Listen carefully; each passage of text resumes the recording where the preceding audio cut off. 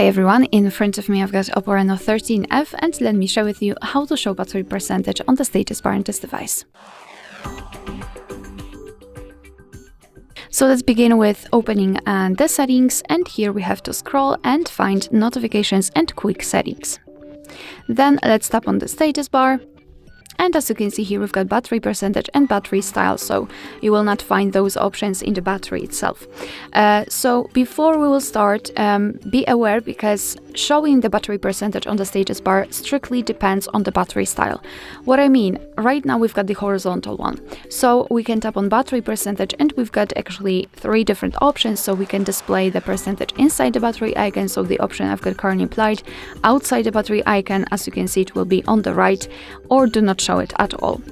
However, if we will change the battery style from the horizontal to, for example, vertical or the loop option, let me choose maybe loop option. The only way to show battery percentage will be next to the battery icon. The same situation in the vertical option. We do not have the options right here, we've got only the switcher. So all you have to do is to tap on it to turn it on, and tap on it again to turn it off. So basically, this is it. Alright, so that will be all. Thank you so much for watching. Please hit the subscribe button and leave the thumbs up.